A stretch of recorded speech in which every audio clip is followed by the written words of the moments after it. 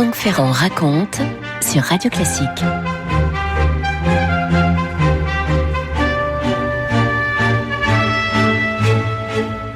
Nous avons un peu perdu le souvenir de la révolution dite des Trois Glorieuses, cette révolution de juillet 1830 qui devait chasser le roi Charles X et voir arriver le nouveau roi des Français, Louis-Philippe. Eh bien, nous sommes à Paris, très peu de temps, un mois après cette révolution de juillet. Nous sommes le 24 août 1830 et rue Jean Goujon, la femme de Victor Hugo met au monde une petite fille. La femme de Victor s'appelle Adèle, la petite fille s'appellera Adèle, elle aussi, ce qui va créer souvent des petites confusions entre Adèle Hugo, l'épouse, et Adèle Hugo, l'enfant. C'est la 5e enfant du couple Hugo. Il a 28 ans, l'écrivain déjà très en vue, il a publié des recueils de poésie comme les Orientales, et puis on sait que sa pièce Hernani a fait au théâtre français un scandale considérable. Son roman Le dernier jour d'un condamné s'attaque à la peine de mort dès cette époque et il est en train d'en écrire un autre de roman puisque Notre-Dame de Paris est en cours, qui se situe totalement dans ce courant romantique néo-médiéval. Vous savez, il avait déclaré, Victor Hugo, « Je veux être Chateaubriand ou rien ». C'est peut-être pour cette raison qu'il raconte à ses amis qu'Adèle n'est pas née le 24 août, mais le 28 juillet, au cœur des journées révolutionnaires. C'est tellement mieux pour le roman, n'est-ce pas? Ma femme est bellement accouchée, un peu après la mitraille et la canonnade, d'une petite fille à petite bouche, dont Sainte-Beuve est le parrain et que nous nommons Adèle. Sainte-Beuve est le parrain, mais oui. Sainte-Beuve, le grand critique littéraire, bien sûr, personnage un peu, un petit peu effacé à côté de Victor Hugo, qui est un ami, bien sûr, du poète et dramaturge, mais qui est aussi, vous le savez bien, Sainte-Beuve est l'amant de Madame Hugo. La petite grandit rue Goujon. Ensuite, on déménage place Royale, qui va devenir la place des Vosges. Vous savez, elle est vive, elle est en bonne santé. Elle est témoin d'une espèce de valse-hésitation de la mère entre son mari, bien sûr, et son amant. Et lorsque Sainte-Beuve quitte Paris, Adèle Hugo est effondrée. Quant au maître de maison, de son côté, il a pris une maîtresse, Juliette Drouet, que la petite Adèle va apprendre à connaître. Bref, vous voyez que ce ménage Hugo ne baigne pas dans la grande harmonie, c'est le moins qu'on puisse dire. Beaucoup de confusion dans tout ça. Adèle n'a pas beaucoup d'amis, la petite fille, mais elle est proche de sa sœur, Léopoldine, qui va devenir sa confidente, jusqu'au drame, bien entendu. Léopoldine a 19 ans quand le drame survient, Adèle n'en avait donc que 13. Nous sommes le 4 septembre 1843, Léopoldine a voulu faire une promenade sur la Seine, elle est montée dans un petit canot à voile, on n'est pas loin de Villequier, hein. Elle est montée avec son mari, l'oncle et le neveu du mari, le vent forcit, et puis voilà une bourrasque avec cette vague qu'on appelle le mascaret qui renverse l'embarcation et les occupants vont se noyer. Vous imaginez la tragédie. La famille Hugo, les parents, Adèle, ses 2 frères, tout le monde se retrouve dans l'appartement de la place Royale, tendu de noir. On s'enferme dans une douleur indicible. Hugo va rester prostré pendant des jours. Sa femme serre convulsivement contre sa poitrine de jour comme de nuit une mèche des cheveux de la noyée. C'est David d'Angers, le grand sculpteur, qui raconte ça. Il leur a rendu visite. Charles Dickens est également de passage quelques mois plus tard et lui aussi peut constater le degré d'anéantissement de cette famille. Hugo lui-même me fit grand effet. Il a l'air du génie qu'il est certainement et est intéressant de la tête aux pieds, écrit Charles Dickens. Son épouse est une belle femme aux yeux noirs, intense. Elle donne l'impression de pouvoir empoisonner le petit déjeuner de son mari dans un accès de mauvaise humeur.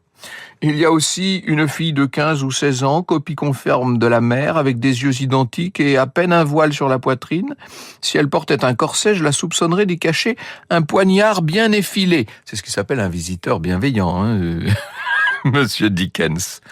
Assis parmi de vieilles armures et de vieilles tapisseries et de vieux coffres et de vieilles tables lugubres et de vieux baldaquins arrachés à de vieux palais, ils offrent un tableau très romantique et semblent sortis d'un chapitre d'un des livres du maître.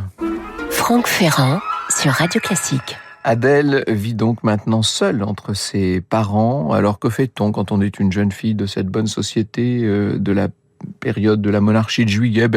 On la voit jouer au piano, bien entendu, lire les livres qu'on l'autorise à lire et tourner en rond. Elle a quand même un petit flirt avec Auguste Vacry, qui a 10 ans de plus qu'elle, et on échange là de premiers baisers, mais Auguste est le frère du mari de Léopoldine, qui a péri dans la Seine. Vous avouerez que ce n'est pas une amourette bien légère. Elle a 21 ans au moment du coup d'État de Louis-Napoléon Bonaparte, donc le 2 décembre 1851. Vous savez que Louis-Napoléon, le président de la République, va dissoudre l'Assemblée, proclamer l'état de siège. Hugo, entre-temps, qui avait d'abord été l'allié de Louis-Napoléon, en est devenu l'adversaire. Il se veut de plus en plus républicain et entre en résistance. Il doit se cacher de la police et finalement, c'est l'exil. Vous savez, on part d'abord pour Bruxelles et puis de Bruxelles, on va embarquer pour Jersey. Enfin, depuis Bruxelles, depuis la côte en tout cas. Il n'a pas l'intention d'être seul à Jersey, Victor Hugo bien entendu. Il a loué, je cite, une cabane blanche au bord de la mer. C'est Marine Terrasse bien entendu, où il va faire venir sa famille auprès de lui. Il loue d'ailleurs tout près un logement pour Juliette. Ses fils Charles et Victor qui ont 24 et 25 ans sont là. Et puis vont arriver la mère Adèle et la fille Adèle aussi. Dans cette maison, il faut tuer le temps. On trouve rien de mieux que de pratiquer le spiritisme à l'initiative de Delphine de Girardin. Vous savez qu'on fait parler la bouche d'ombre, moyen peut-être d'entrer en lien avec Léopoldine. Et Adèle fait partie de ces soirées de spiritisme. Elle est très impressionnée. Un soir, dans sa chambre, elle s'attable seule et elle se met à parler directement à Léopoldine. À la même époque, elle va commencer un journal intime dont on doit dire que certaines confidences sont plutôt sombres. 28 mars 1852. Alors, je me dis, pourquoi ne pas terminer cette vie d'amour et de grandeur si exceptionnelle dans ce bas monde où tout est vanité et corruption? Pourquoi ne pas mourir? Une femme exceptionnelle, jeune, belle, élevée, grande, amoureuse, digne fille de Victor Hugo, mourant femme digne d'un homme exceptionnel, ainsi supérieur, grand et unique par l'esprit comme par le cœur. Et je vois notre tombe jointe à l'autre, et je nous vois, ma sœur et moi, les deux filles de Victor Hugo, passant comme des figures typiques à la postérité. Ah oui, non, on peut dire que Adèle est assez torturée tout de même, et dans son esprit, on voit se disputer d'un côté un véritable désir de vie, mais aussi ce penchant morbide que vous avez senti. Tout ça baigné d'une aspiration à la liberté. Quand même, elle arrive à se faire, parmi la société des jeunes exilés, là, quelques amis, et mieux que ça. En juin 1854, ce qui veut dire qu'elle a 24 ans, ou elle va avoir tout juste 24 ans, elle s'éprend d'un jeune lieutenant britannique. Il s'appelle Albert Pinson. Dans le cœur d'Adèle, le deuil cède la place à la passion. Vous écoutez Radio Classique. Hugo commence à s'impatienter à Jersey, puis il estime que la police de Napoléon III est encore trop présente. Alors en octobre 55, on part un peu plus loin à Guernesey et toute la famille doit suivre, bien entendu. Hugo a acheté la maison de Hauteville House qui surplombe la ville et la baie et qu'il fait complètement redécorer à son goût, un peu dans l'esprit de la maison qu'il possédait donc à Paris, place Royale. Les murs sont couverts de bois sombre avec des colonnades sculptées à motifs un peu tourmentés. Il dessine lui-même certains décors. Il peut lui arriver de sculpter d'ailleurs. Et il y a partout des miroirs avec ses initiales parce que cet égo hugolien est là présent qui envahit tout l'espace et celui de sa famille, bien entendu, avec un peu de mysticisme aussi. Les absents sont là, a fait graver Hugo. Habitant de demeures périssables, pense à la demeure éternelle.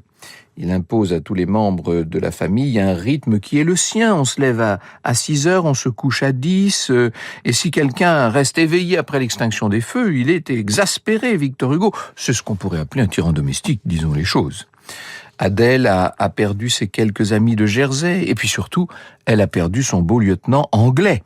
Alors on la voit s'enfermer dans sa chambre, elle ne veut même plus assister aux soirées, hein. Elle refuse les invitations, les rares invitations, on est à Guernesey tout de même. Pas de visite pour elle, c'est une dépression qui s'est envahie et qui s'est emparée de son esprit. Et sa mère s'inquiète, elle prie son mari de lui laisser un peu plus de liberté, un changement d'air, des voyages lui serait une chose excellente, dit Adèle la mère. Et si tu le sens comme moi, mon ami, malheureusement, et je ne sais pourquoi, tu vois dans mon désir de faire voyager Adèle une espèce de conspiration, une entente pour te laisser là. À force de persévérance, elle parviendra tout de même à emmener Adèle quelquefois en vacances à Bruxelles, à Londres, en France aussi, pas longtemps, mais assez quand même pour donner à Adèle une idée de tout cela. Le 18 juin 1863, Adèle est seule dans la maison avec son père et son frère. Elle franchit la porte, descend jusqu'au port. Elle doit prendre un paquebot pour Saint-Malo et s'en aller rejoindre sa mère à Paris. Elle est censée faire le voyage avec une amie des parents, sauf qu'au dernier moment, elle fait porter ses bagages sur un autre paquebot à destination de Southampton.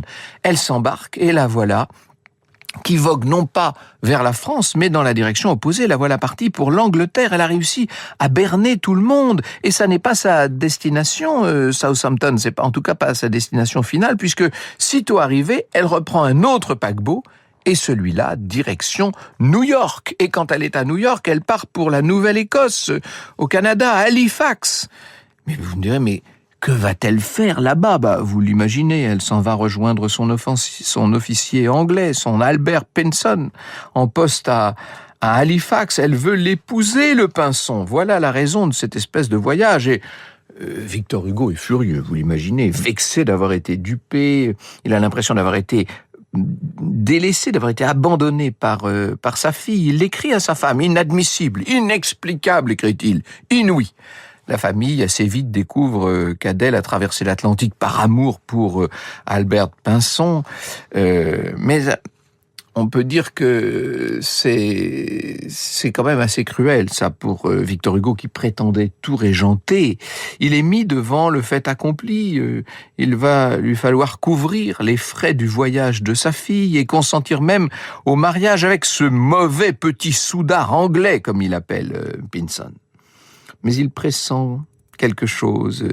Elle est évidemment en plein rêve, dit Hugo, qui connaît sa fille, qui a compris comment elle se comporte.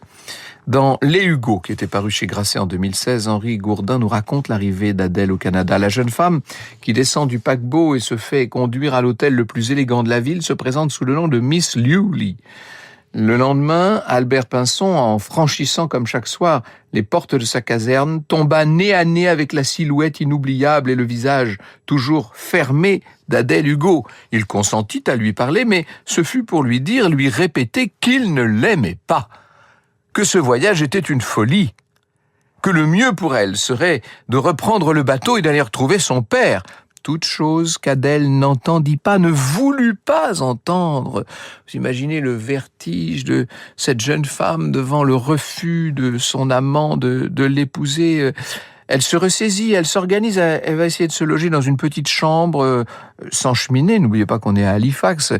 Elle ne sort jamais de cette chambre, sauf pour aller chercher son courrier et les 200 francs que chaque mois lui envoie son père, et surtout pour tenter de reconquérir Albert, qui est vraiment pas réceptif, c'est le moins qu'on puisse dire. Il est là toujours, dans sa garnison, pas loin d'une certaine façon.